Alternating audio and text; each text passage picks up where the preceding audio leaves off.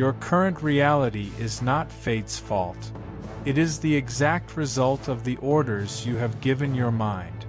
For years, you have been programming yourself to be harmless, internally repeating that you can't, that it's difficult, validating your own mediocrity with every excuse.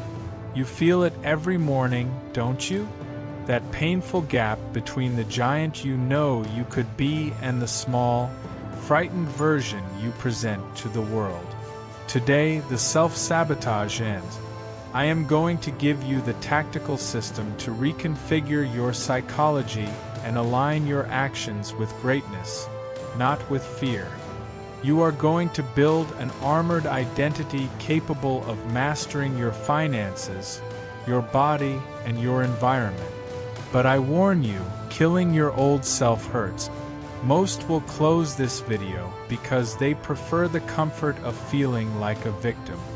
If you have the character to bear the truth and claim your hierarchy, subscribe now and seal your commitment in the comments by writing, "I command my mind." Prove that you are not just another face in the crowd. In the next 14 minutes, you will receive the exact code to hack your own psychology and stop waiting to feel ready. I am going to teach you how to force your brain to play on your side, using a biological strategy that most people ignore. If you stay until the end, you will understand why you have been living at half throttle and how to ignite the whole machine today. Let's begin. There is a dangerous lie you tell yourself almost every day. The lie is thinking that you must first feel confident to then act decisively. You believe that security is a package that arrives in the mail and that, once you open it, you will finally be able to make that call, start that project, or have that difficult conversation.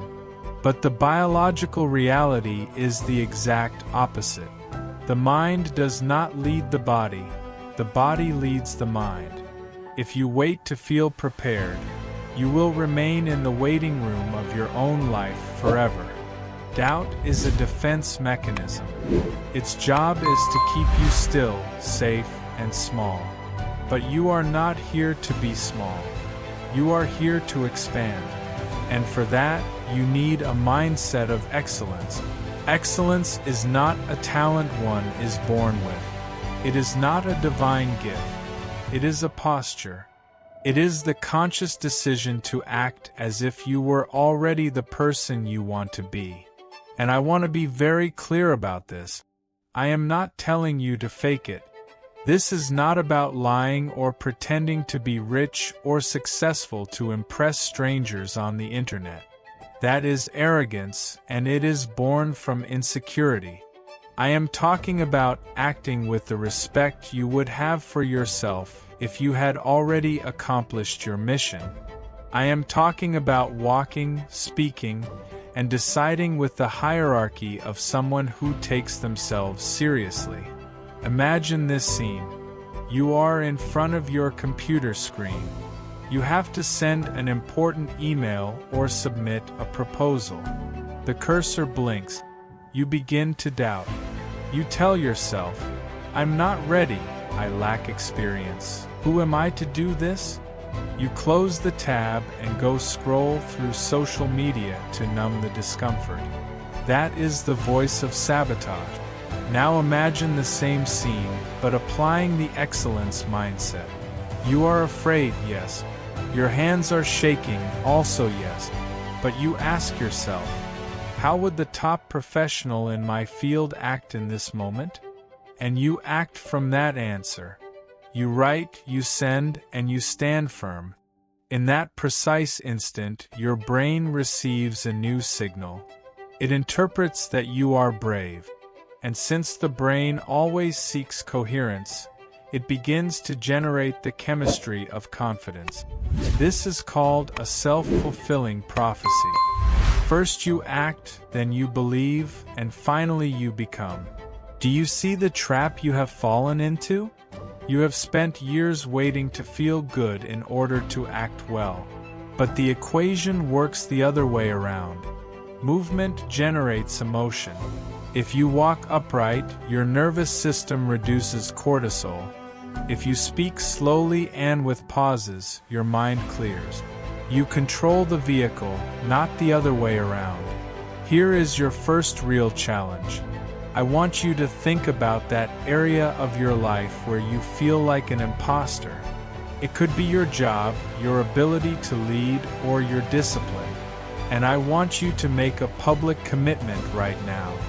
Write the word excellence in the comments if you commit to acting today with the standard of your best version, even if you are afraid.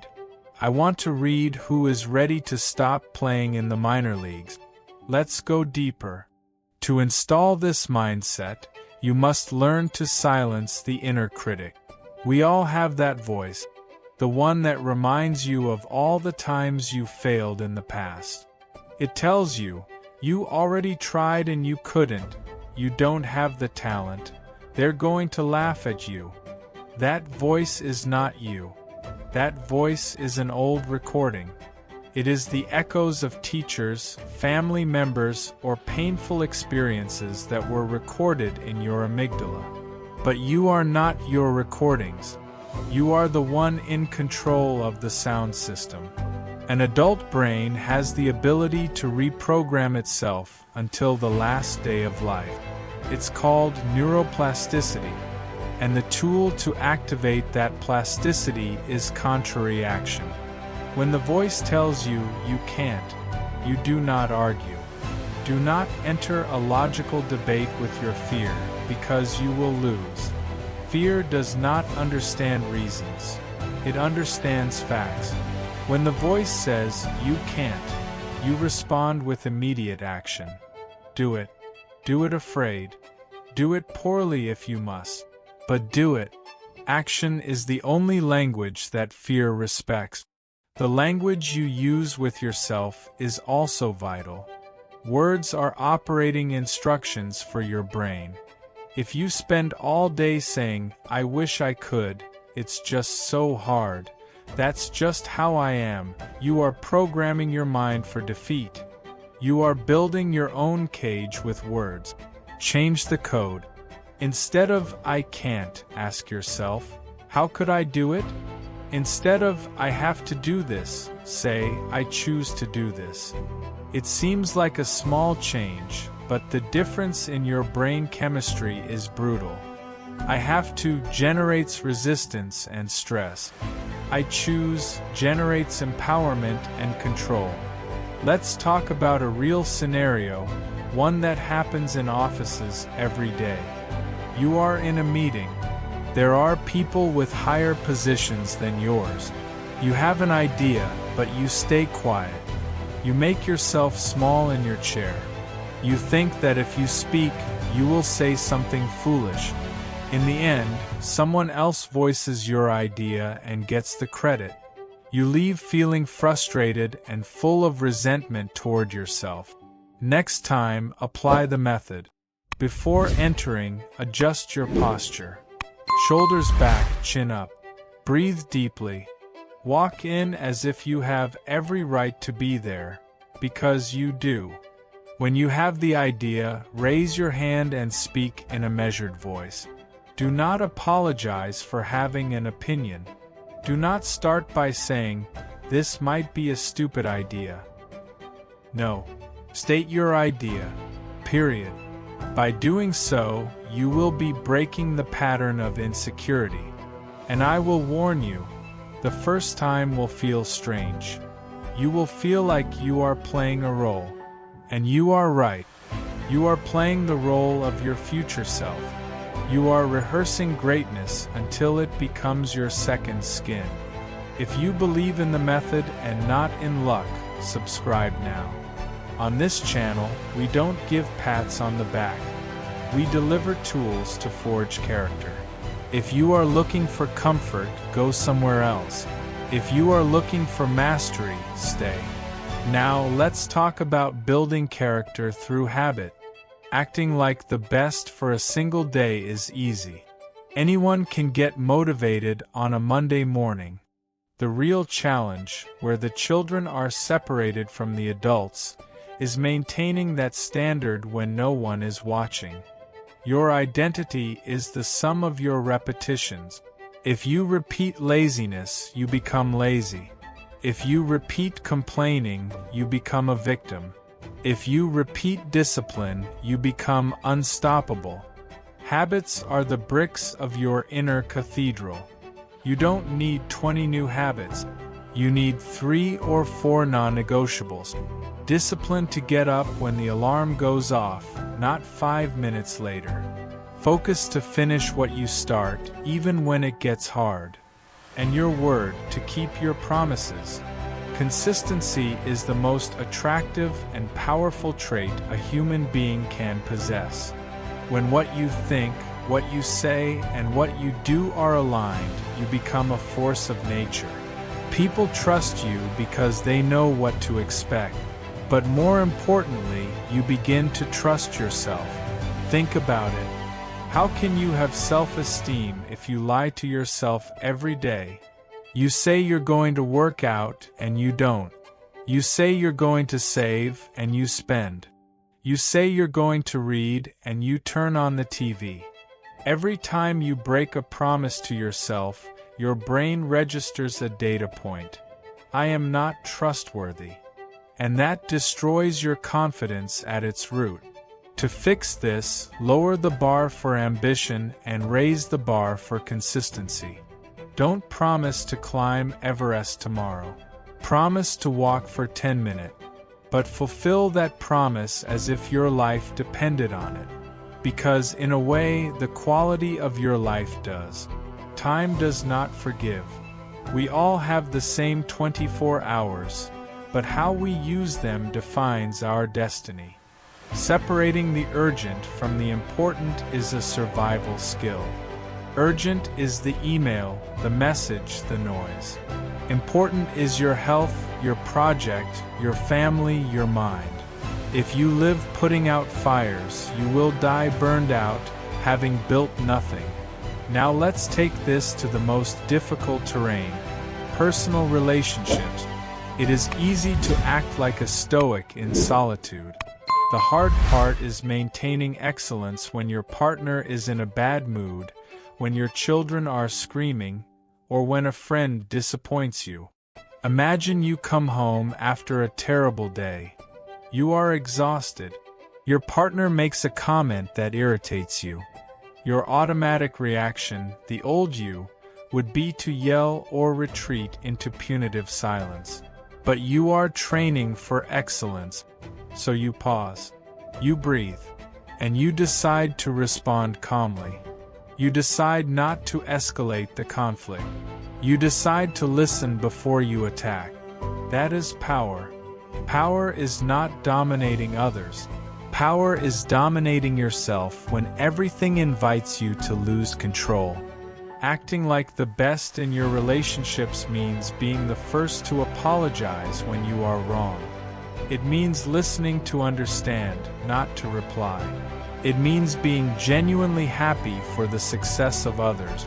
Envy is the tribute that mediocrity pays to talent. You don't have time for that. If someone else is doing well, celebrate it.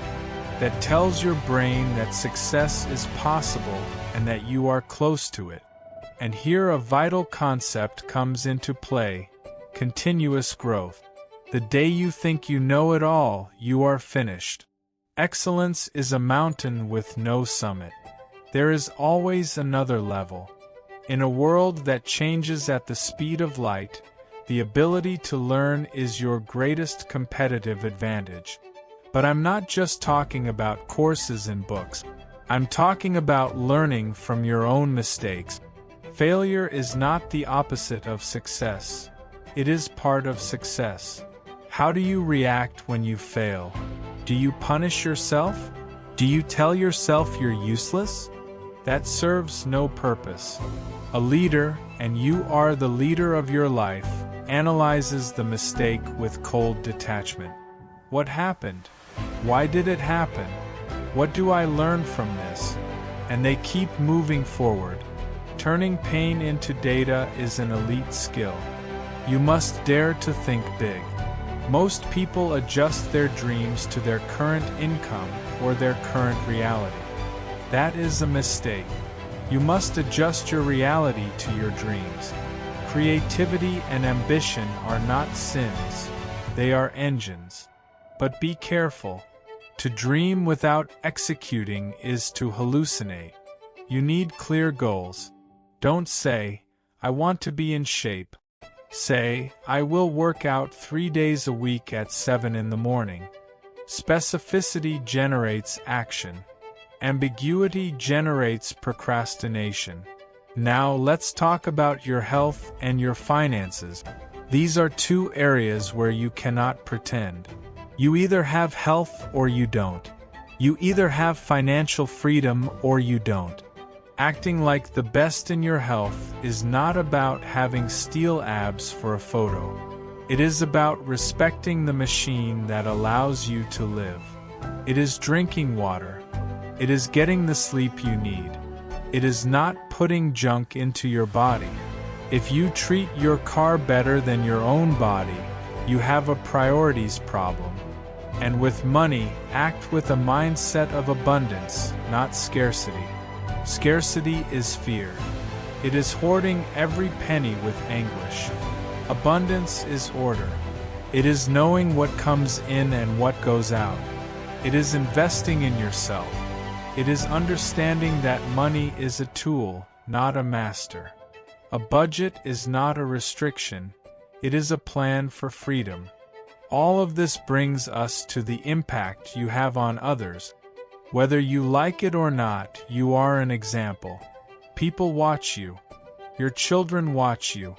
Your colleagues watch you. The question is, what are they seeing? Do they see someone who complains about the traffic, the weather, and the government? Or do they see someone who takes charge of what they can control? Real leadership does not require a title. To lead is to influence, and you influence by example, not by advice. If you want your children to be readers, you read. If you want your team to be punctual, you arrive first. If you want your partner to be affectionate, you give it first. Be the change you demand. It is a cliché, but it is an absolute truth. Imagine becoming a refuge person. Someone whose mere presence calms the chaos. Someone who, upon entering a room, elevates the level of the conversation. That is magnetism. That is real charisma. It cannot be bought, it must be forged. And this brings us to legacy. Legacy is not having your name put on a street. Legacy is the stories they will tell about you when you are not here. Were you someone who added value or someone who subtracted it? Were you someone who pushed others forward or someone who held them back for fear they would surpass you? A true mentor does not create followers. They create more leaders. If you have knowledge, share it. If you have experience, use it to shorten the path for others. Generosity is a sign of strength. Only one who feels full can give. The empty always ask. I want to leave you with a task for this week. It is not something theoretical. It is pure practice. Choose one single area of your life that you have neglected. It could be the tidiness of your home, your punctuality, or the way you dress. For the next 7 days, act in that small area as if you were the most disciplined person in the world. Only in that. Do not try to change your entire life at once, because you will fail. Conquer one small territory. Make your bed every morning with military precision. Or arrive 10 minutes early to everything. Observe how that small change begins to affect everything else. Excellence is contagious, even to yourself. Remember, today you act like the best. Tomorrow you repeat it. And the day after tomorrow, you will no longer have to act because you will be it. But be warned. When you start to level up, something will happen that no one prepares you for. You will start to feel lonely. Your old friends might criticize you. Your environment will try to pull you back down to their level because your change makes them uncomfortable. They will tell you that you have become boring, obsessive, or distant. In the next chapter, I will teach you how to handle the loneliness of growth and how to shield yourself from the criticism of those who prefer to see you stagnate. It is the hardest test, but it is the only one that confirms you are on the right path. I'll see you at the next level.